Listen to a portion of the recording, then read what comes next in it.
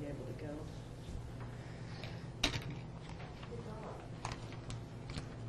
Are we happening? We're happening. All right. So can I open those PowerPoint slides? You absolutely can. You simply move, Oh. and it starts here. Okay. Yep. Excellent. Okay. All right. So I want to make sure we're on the same page. If this isn't what you need, God knows I can give you more information. So we're going to start. I'm going to start with how to evaluate. So a few clues about evaluation, and then if you have other questions, we'll field those as well. But let's just bear with me while I go through this. And did you already do this? They all have a copy of this. Fantastic. All right. Save a treat. Okay. So let's just start with the Internet, because I'm assuming that's where you're getting your information now.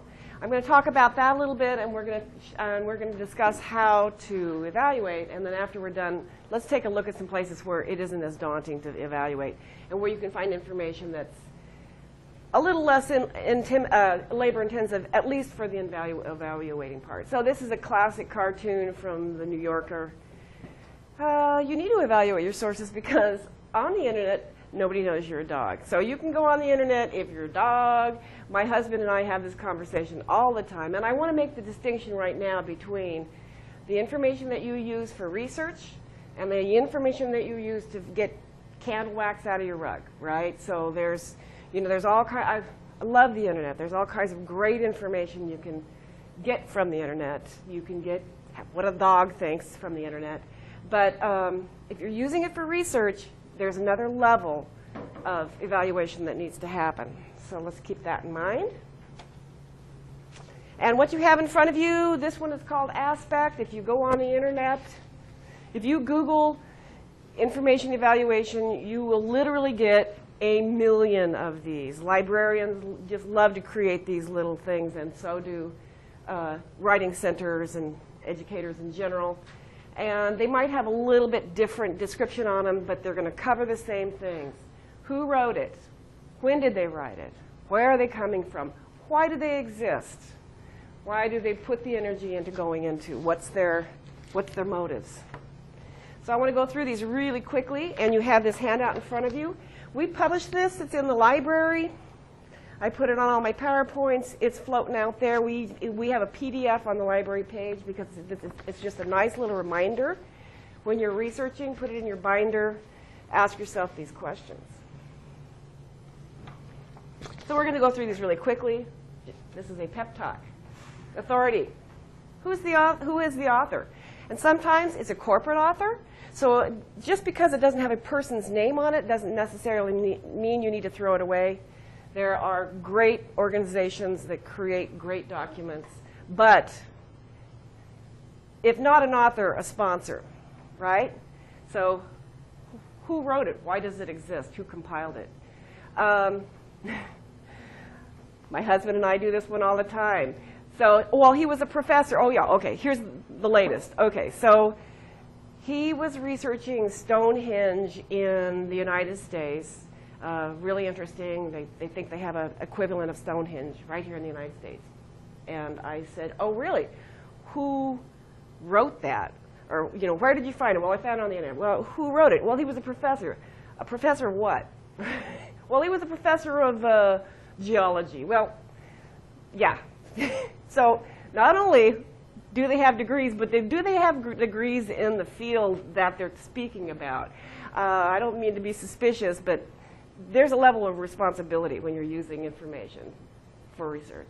So what are their affiliations? A big one is the opponents of global warming. There are scientists who don't want to believe that global warming is happening. It's a small percentage, and they have an affiliation. So think about those things when you're looking for information. And if there's no information on the author, Google him. And I do this regularly. I Google them. If you can't find them in a Google search, be suspicious. And oftentimes, when I look to see who the author is, he is a prolific blog writer, which means he doesn't have to submit his work for approval. He can just put it out there. I'm a prolific blog writer about all kinds of opinions and things. I love the internet. But don't use my opinions and things for research. This goes down to your sources. So does it have sources? So what does that document look like? Is it an opinion piece? Is it peer-reviewed? And do you know what peer-reviewed means? Does everybody know what peer-reviewed means? Peer-reviewed means it's been submitted. So if I were writing something about my research in libraries, I would submit my research to a board, a library board, and they would look it over and choose to publish it or not. So they're my peers, and they've reviewed it and allowed it to happen. So if it's peer-reviewed, you can kind of put that one at the top of the list and relax a little bit on your evaluation. If you can't find anything that if you can't find that there's any vetting or reviewing process, look at it a little harder. Does it have sources? You have sources when you research, right? You cite your sources. Does it have sources? And is it a primary, secondary source?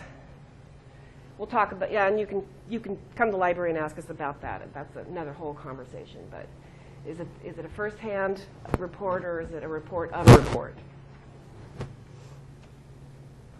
Obviously, what's the purpose of the website?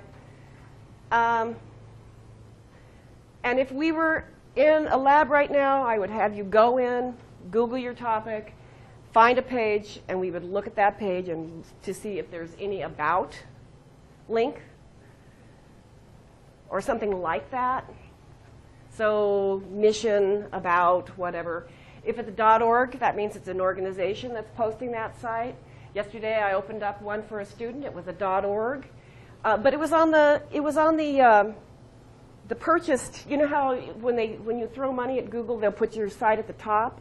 It was on the purchase thing. I'm like, well, it's a rich organization if it's an organization. So we went into the about link. And it is a nonprofit organization, but its biggest benefactor was Johnson & Johnson. So there was a little, the big money drug, not drugs, but products, baby products.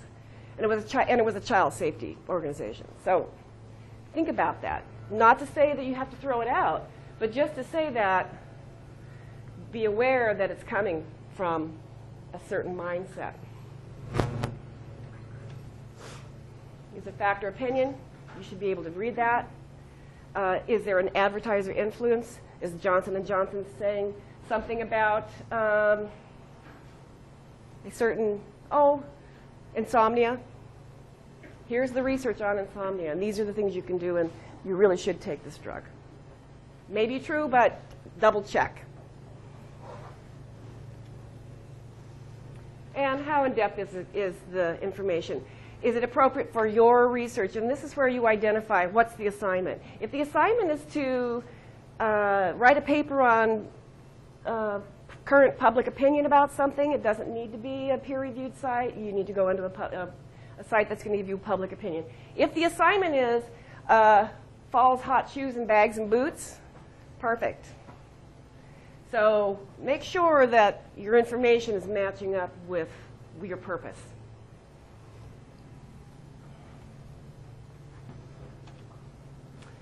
All right. Is there a date on this thing? If we're talking about global warming, if we're talking about oil consumption and the date on it is 1999, or traffic reports, bike lanes and the date on it is 1999, find something else. But if it's on the history of Charlemagne, it's probably okay. So that's another thing for you to decide and look for. If it's on Hall & Oates, anything goes.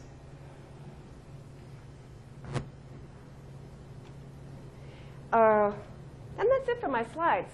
So that's just a little pep talk to get you thinking, and that really applies predominantly to websites, right? So let me just ask you, where are you going for your information right now? Where are you going? The internet. You Googling it? Okay, it's fine. So when someone comes to the reference desk and says, I need information on something, the first thing I ask is, where have you been?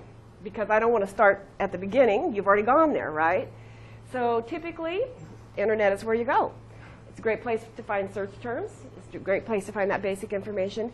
And are we talking about mental health things? Well, I've asked them to go to apa.org first. And Okay. they have selected topics that are going to be presenting a teaching unit on the topic. All right. All right, so you've gone into that, and it links out to other things. And again, there's some great .org sites having to do with topics in psychology. So there's that. Yeah, and again, check your organization. But how many of you have gone into our journal databases? EBSCO, ProQuest? Okay. If you haven't gone into our journal databases, come to the library and sit down at the rep desk and say, show me where to find journals.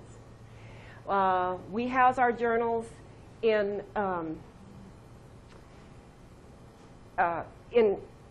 electronic form. We have a very small journal collection up against the back wall there, and that's just a browse. It's not really an academic journal collection. But that's the last of the physical journals in our collection. All the rest of them are in our databases. 2 o'clock in the morning, you can get to them. So if you haven't gone to those yet, I highly recommend that you do. There's some, it's another 45 minutes where we can walk through and play with those, so I don't want to do that right now. I just want to tell you that they exist. And on this paper, they're called periodicals. So periodicals, journals, magazines, some people call them. Those are all different terms used. And I think right at the top it says EBSCO ProQuest. So that's where you're going to find them. And let me just give a little bit of an explanation of what a journal is. A journal is something, a periodical. It's published periodically. And the kind of information that you're going to find in a periodical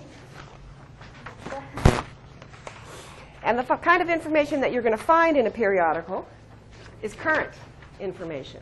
For the topics I'm guessing that you're working on, you're going to want current information.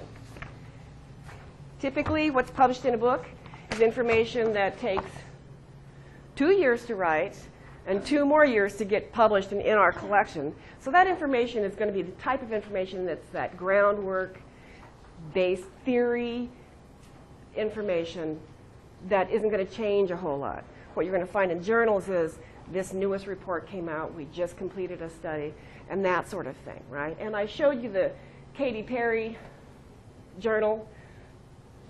That's a popular journal. We have scholarly journals that are dense, cited, peer-reviewed. And if you go into EBSCO, there's a little checkbox that you can filter and just get peer-reviewed. And when you do that, you can relax on that evaluation that we talked about, because it's already been somewhat evaluated by the organization that it's submitted to. You talked about factor opinion in the last thing. How do you really tell the difference other than just reading it? Which one? Just factor opinion. You brought it up, I think. Factor opinion? Yeah, I don't know if you brought it up. Well, that's research, yeah. So that's going to kind of come in with the whole. That's going to come in as you start. Well, let's take the example of the global warming deniers, right? That's going to come in. Oftentimes, the tone of it is kind of opinionated. Well, many people. Here's a red flag. People are saying, lots of people are saying, if there's no data, if there's no. And if they have data, where did they get their data? So, 93, lots of people are saying, well, how many people and what people and where are they coming from? So those are questions you need to ask yourself. You can kind of tell when somebody doesn't know what they're talking about, right? They just don't have the details down, and they can't tell you where they got them. So again,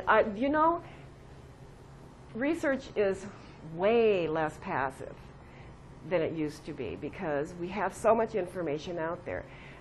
And the onus is on you. It's wonderful and it's daunting, and it's going to get more so. people are less and less responsible about what they say, and it's up to you to evaluate and critically think. Yeah. Can you speak to using media? I mean, like popular media. I think that's one of the things that came to mind when you're talking about opinion versus. It's getting harder and harder. People that, they get hired to do a talk show and they do it for a couple of years and then everybody knows their name and, Sean Hannity said, or you know what I mean? And so they start acting like an authority, and because they're famous, you start thinking of them as an authority. But again, take a look at what they're saying and evaluate it. This is, my husband likes to watch documentaries. And they're fun, and they're compelling, right? They make compelling arguments. It's fun to live in this age because there is a lot of information. There are a lot of compelling arguments, and there's a lot of change in our thinking because people are offering other ideas. But be responsible about, think it through. Be responsible about what you consider, and it's not insulting to say, who says? Right? We have those conversations all the time. That's kind of why you're in school. You're going to be doing some research, and a lot of the research that you're going to be doing here is a pro-con. We have a series in the library called Opposing Viewpoints. Yes, it's a problem. No, it's not a problem. And these are the kinds of things that we exercise as adults with all the time. This is how we decide how to vote. We gather as much information we can, make sure it's responsible information, and make a call. And it's not always black and white, but we make the best decision we can make. And be very, very careful about the media. And it's that passive, active thing again. Media it's much easier for my husband to watch a documentary for fun and get his information that way, but that's a fairly passive way to do it. And there's they do it's a show, right? They put up images and it's fun. But for research, you got to kind of buckle down, right? You got to read, you got to dig through it, you got to work a little bit, you've got to evaluate. It needs to be active, and it needs to be empowering. You need to be able to say, I'm the one that's gathering this data. I'm going to make an analysis, and I'm going to state an opinion. And it's much so. Yeah, the media thing it can be really effective, and sometimes it's right on. We buy documentaries at the library all the time, and it's a very effective way to get out there and state your case, but don't be passive about getting it and evaluate it just like you did, just like you're doing the internet.